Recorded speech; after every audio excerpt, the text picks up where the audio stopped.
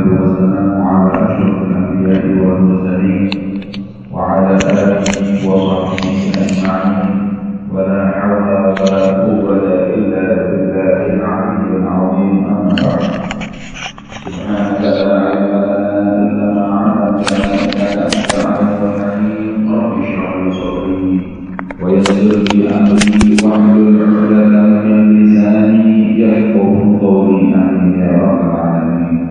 Alhamdulillah, kita panjatkan puji syukur kehadirat Allah Subhanahu wa taala atas segala kenikmatan yang telah dianugerahkan kepada kita sekalian. Dengannya malam yang mulia ini Allah Subhanahu wa taala memberikan inayahnya, memberikan riayahnya kepada kita untuk kita saling berkumpul menyebut nama Allah Subhanahu wa taala, menyebut nama kekasihnya baginda Muhammad sallallahu alaihi wa ala alihi wasallam, yang dengannya kita menjadi orang yang muflihun, orang-orang yang beruntung dalam kehidupannya di dunia maupun kelak di akhirat.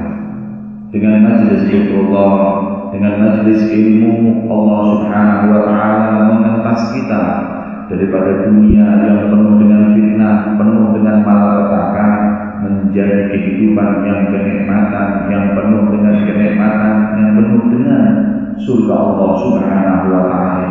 Semoga Allah Subhanahu wa taala mengekalkan kenikmatan ini hingga nanti yang namanya ajal datang kepada kita dan Allah Subhanahu wa taala sedikit pun tak merubah kita dari jalan kita sekarang ini hingga kita mendapatkan husnul khatimah. Amin ya rabbal alamin.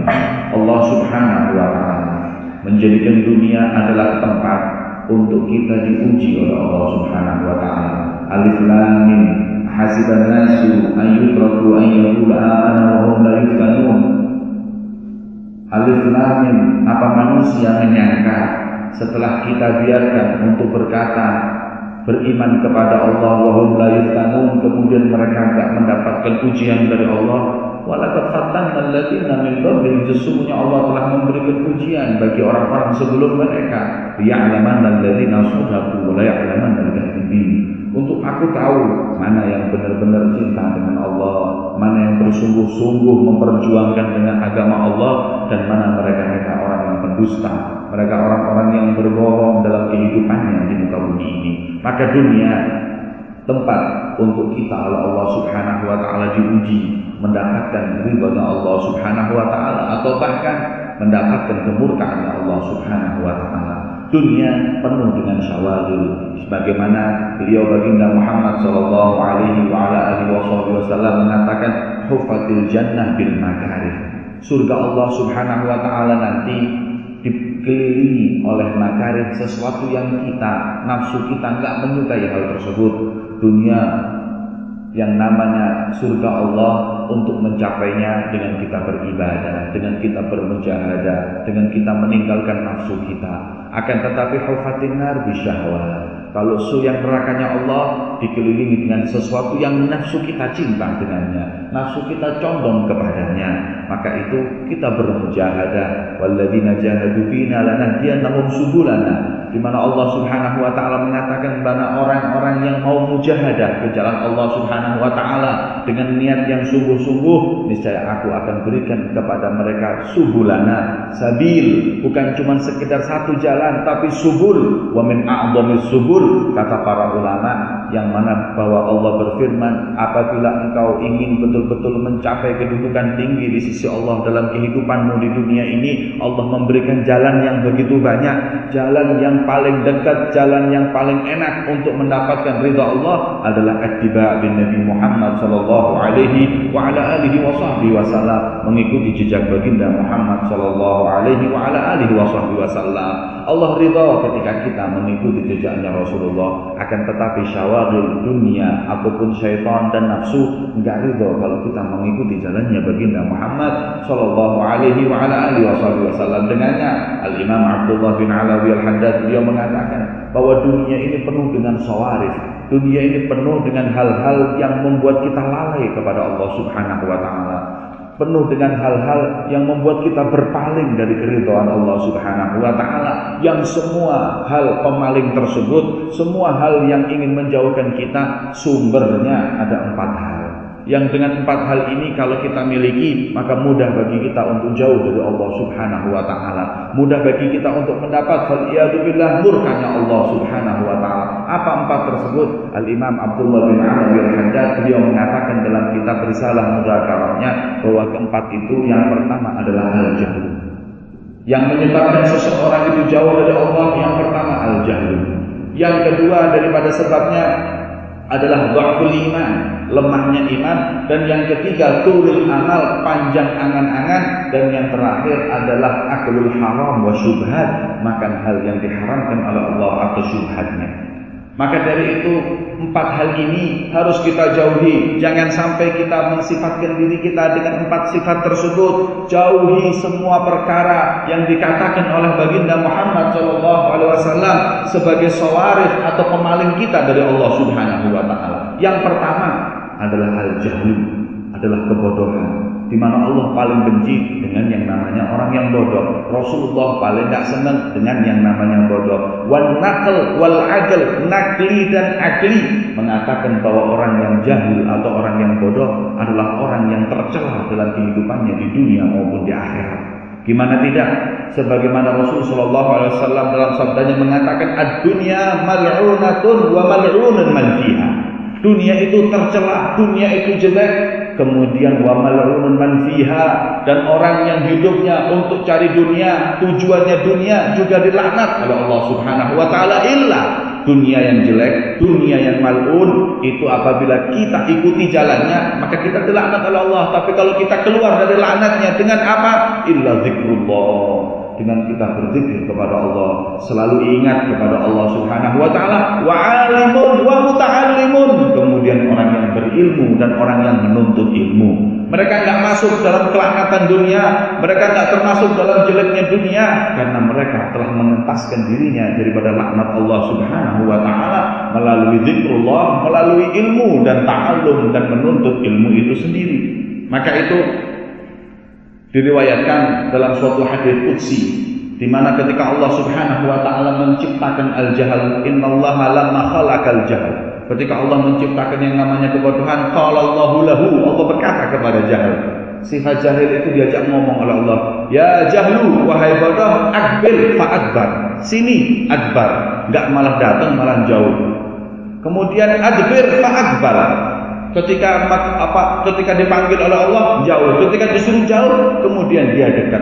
Kemudian Rasulullah Subhanahu wa taala mengatakan, wallahi wa izzati, dengan kemuliaanku sesungguhnya ma khalaqtu khalqan abghadu ilayya minka, enggak ada makhluk yang pernah aku ciptakan yang aku benci seperti engkau wahai kebodohan.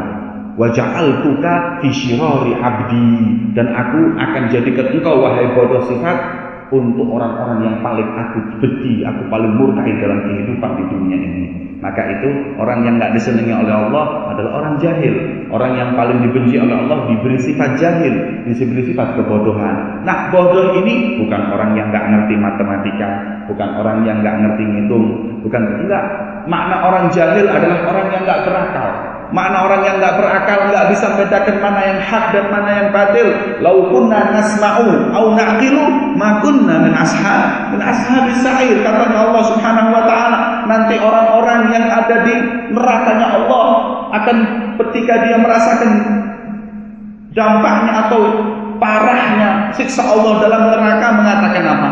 Dengan menyesal mereka mengatakan, lau kunna nasma'u, kalau dulu aku mendengar sabda Rasulullah, kalau dulu aku mendengar perintah Allah, au naqilu, lau kunna nasma'u naqilu, aku dulu enggak bodoh, kalau dulu aku berpikir, kalau aku dulu berakal. Siapa yang ngomong kayak gini? Mungkin profesor yang ngomong, mungkin orang yang ahli yang ngomong. Makna adil, makna di sini adalah orang yang tidak bodoh, tentang syariatnya Allah Subhanahu wa taala. Maupun min ashabis sa'ir, enggak mungkin aku sekarang menjadi penghuni neraka Allah Subhanahu wa taala.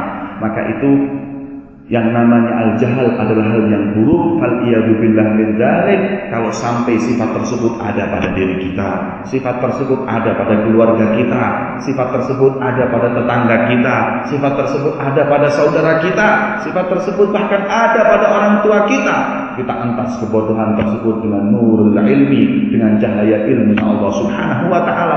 Bodoh itu zuluman. Kebodohan itu kegelapan. Orang kalau udah gelap, nggak tahu arah, dia jalan sana ke pentok, sini ke brosok. Kenapa? Karena nggak punya arah, karena nggak bisa melihat. Wan nur ada pada ilmu. Yang namanya ilmu adalah nur litilka dzulumat.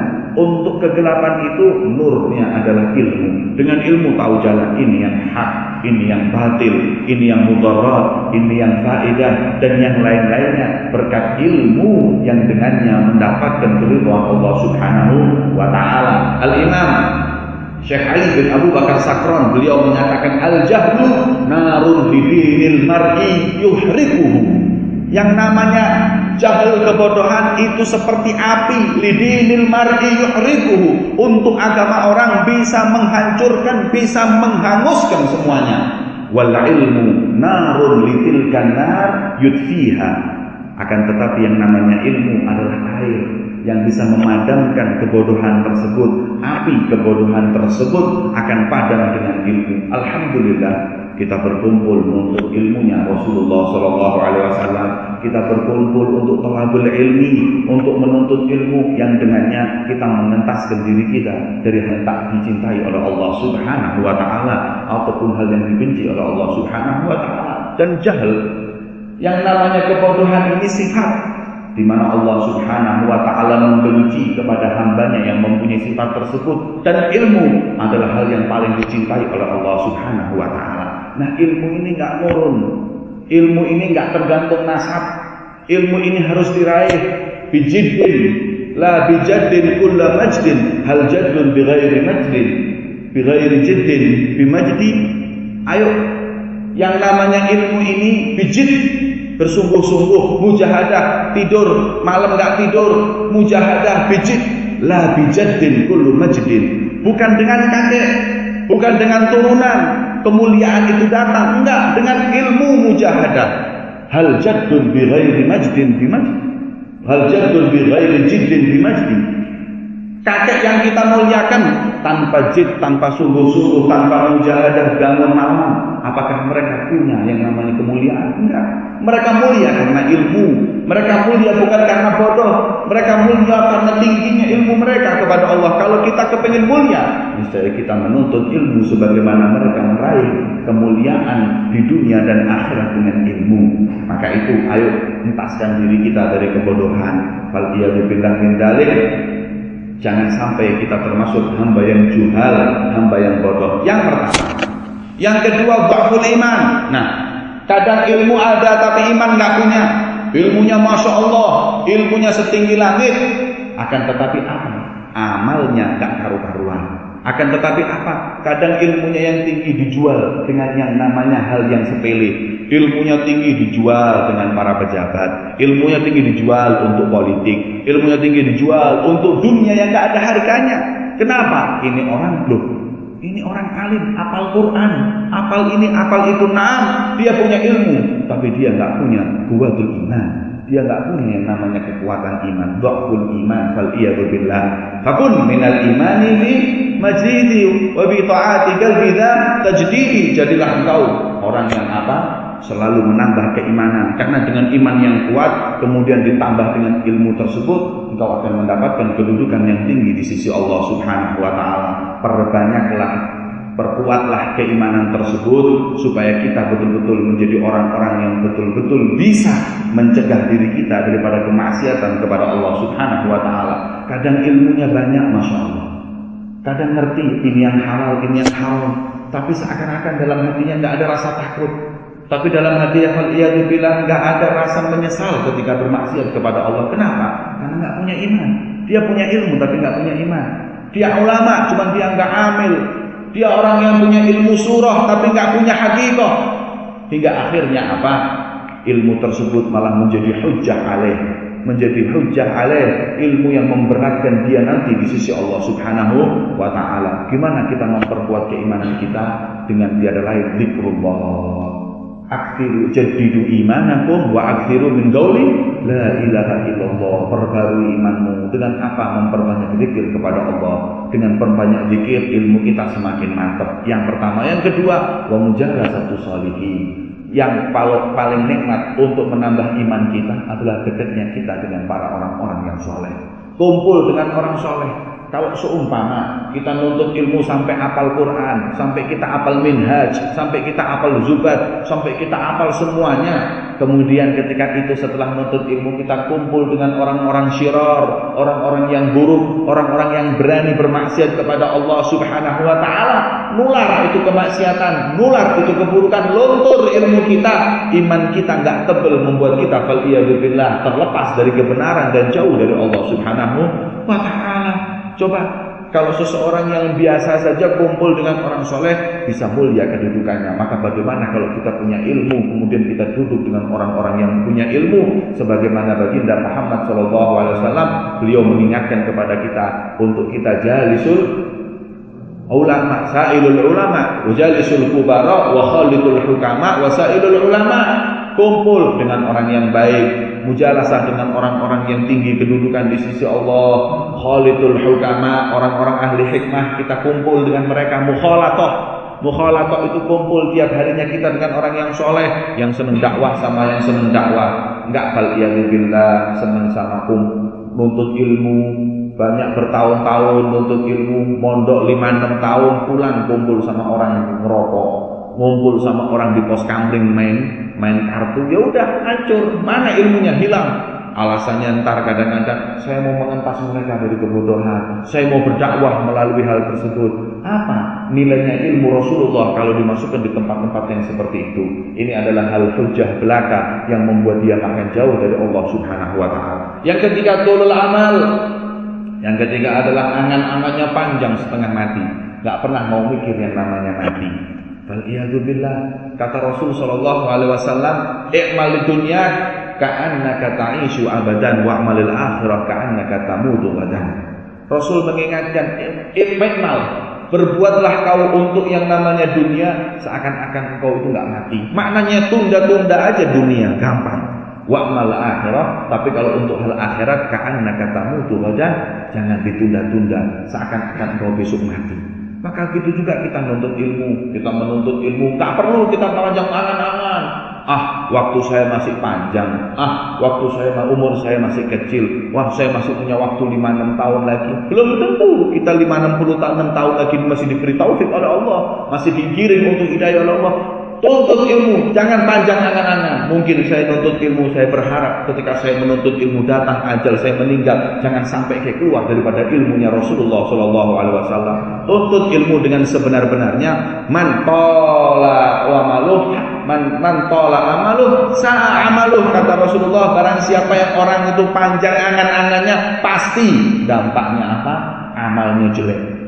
Orang kalau udah nggak mikirin mati, nggak tahu kapan mau mati, nggak tahu juga dia itu apa persiapan untuk mati, ya udah dia berani maksiat, dia selalu jauh dari Allah. Kenapa? Umur saya masih panjang, masih muda, ntar mau enak-enak dulu, ya mau foya-foya dulu. Ntar kalau sudah foya-foya, sudah nikmati dunia, baru mau taklim, ya belum datang taklim, datang yang namanya ajal dari Allah. Juga belum tahu yang namanya inayah apa datang dari Allah, apa yang namanya taufik datang dari Allah Subhanahu wa taala. Waliyadzubillah. Kemudian yang terakhir, wa aklul haram. Yang membuat orang terfitnah dalam dunia adalah mereka orang-orang yang makan haram, khususnya thalabul ilmi. Penuntut ilmu itu orang yang paling warok. Penuntut ilmu orang yang paling takut dengan hal-hal yang haram. Enggak sembarang makanan dimakan, enggak sembarang minuman diminum, enggak sembarang baju dipakai, enggak sembarang sendal dipakai. Mereka orang yang warok karena mereka lah yang paling tahu mana yang halal dan mana yang haram. Dan mereka yang paling tahu apa akibat orang yang melakukan hal yang haram dan apa akibat orang-orang yang melakukan hal yang baik di sisi Allah Subhanahu wa taala. Maka thalabul ilmi, jaga mulutnya daripada hal-hal yang diharamkan oleh Allah Subhanahu wa taala. Jangan sampai thalabul ilmi sembarang makan. Lihat ada warung, ayo makan. lihat ada makanan dengan sikat tanpa tahu apakah ini halal, apakah ini haram, faliyadzubillah min dzalik, syubhat aja seperti itu parahnya, maka bagaimana dengan yang haram? Sebagaimana Rasul sallallahu alaihi wasallam mengingatkan, man akalal haram asad jawarihu sya'a am aba alima am lam ya'lam. Orang yang makan makanan haram pasti badannya mengajak dia untuk maksiat kepada Allah.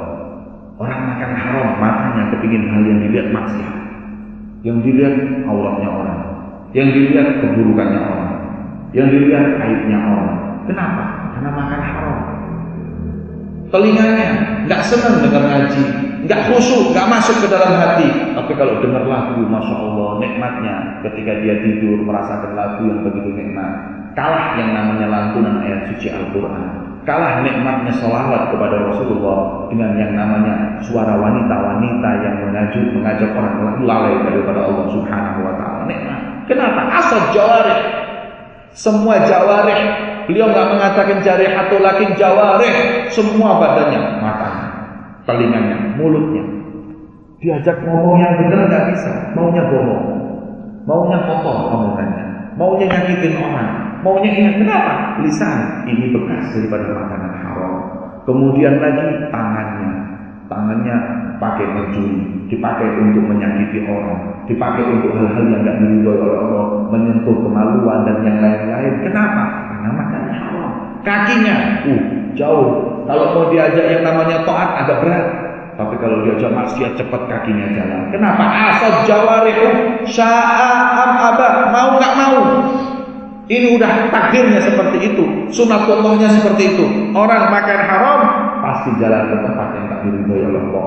Sya'am aba, alima am lam ya'lam, sadar nggak sadar, tahu-tahu dia pasti jauh dari hal. Coba lihat, kalau biasanya yang namanya pencuri, yang namanya perampok, yang namanya koruptor, itu biasanya kalau udah makan haram, kemana mereka dicari oleh polisi? Dicari ke tempat-tempat yang gelap-gelap, dicari di disko-disko, dicari di biskop-biskop, dicari ke tempat-tempat yang tidak baik, tempat-tempat maksiat. Waliyadzubillah. Kenapa? Udah mau nggak mau jalannya ke sana karena makanannya haram. Mana ada nyari maling di masjid? Apa ada cerita koruptor lagi ditangkap di Ka'bah? Nggak ada. Yang banyak adalah orang-orang ke tempat yang maksiat yang dimurkai oleh Allah Subhanahu wa Ta'ala. Maka ayo, jangan sampai kita mempunyai 4 sifat. Bodoh, dha'ful iman. Bodoh, insya Allah kita nuntut ilmu di sini, kita hafal yang namanya Safinah, kita hafal yang kita belajar yang namanya Muqaddimah, kita hafal yang namanya Zubat, kita hafal beberapa juz daripada Al-Quran, mengentas kita daripada kebodohan. Tapi yang kedua yang lebih penting, dha'ful iman harus kita angkat. Kalau orang banyak punya ilmu tapi tidak punya iman, kenapa? Karena dia adalah orang-orang yang tidak mempentingkan hakikatnya ilmu, yang lain adalah perkuatnya iman. Sebagaimana Rasulullah SAW juga mengatakan, man yazdada ilman walam yazdad huda lam yazdad minallahi illa bu'da. Kalau orang punya ilmu tapi imannya nggak nambah, nggak, justru dia semakin dekat, malah semakin jauh dari Allah dan Rasulnya. Ayo, kemudian yang ketiga, tulul amal, jangan panjang angan-angan, jangan terlalu berlebihan mencintai dunia. Dan yang terakhir, makan yang benar. Jangan sembarang makanan masuk, khususnya tolabul ilm. Kadang bingung, Ustaz, saya setengah mati ngapalin, kamu setengah mati ngapalin. Tak, kenapa? Karena semua barang yang nggak lihat, yang halal, haram, syubhat, semuanya masuk. Pikirkan yang masuk, ya. Tip kata Rasul SAW, kalau ente nuntut ilmu, ente minta futuh sama Allah. Iya, saya sudah minta. Saya baca ya Mubdi'u ya Khaliq. Saya baca juga Allah maftah alana futuhal arifin. Saya baca kitab ini, saya baca. Iya, kata Rasulullah SAW, atik mat'amak takun mustajab da'wah. Benerin mulutnya yang makan itu, insya Allah doamu diterima oleh Allah. Gimana kita minta sama Allah dapat futuhal arifin tapi makannya haram? Kalau kita mau makan yang halal, insya Allah doa kita diterima. Ya Allah, minta kegampangan laduni, ya Allah, diberi Allah ilmu laduni. Kenapa? Karena kita makan dengan makanan yang halal. Seperti itulah orang-orang sebelum kita ketika mereka menuntut ilmu dengan warok. Orang menuntut ilmu di zaman dulu itu yang namanya makan sehari sekali, sampai awakhir, sampai di akhir. Ketika kita menuntut ilmu di Hadramut dulu, Al-Habib Masyhur itu marah. Marah dengan Habib Umar, kenapa kok orang nuntut ilmu sekarang dikasih makan nasi 3 kali sehari. Dulu orang nuntut ilmu itu pagi kurma, kemudian tengah sore di siang hari itu makan nasi, malam makan roti, udah itu. Karena mereka terlalu banyak makan, bahkan makan apapun bisa masuk, membuat dia malah justru waliyadzubillah malas untuk menuntut ilmu. Maka daripada itu, ayo hadirin talabul ilm, pewaris Rasulullah sallallahu alaihi wasallam, ayo entas diri kita dari 4 hal ini. Insyaallah kita akan tidak akan bisa dipalingkan oleh syaitan untuk dekat dari Allah Subhanahu wa taala. Semoga Allah Subhanahu wa taala menjadikan kita orang yang lolos dari ujian Allah dalam dunia yang singkat ini, hingga kita nantinya mencapai kedudukan tinggi di akhirat kelak. Amin ya rabbal alamin. Wassallallahu ala sayyidina Muhammadin walhamdulillahi rabbil alamin.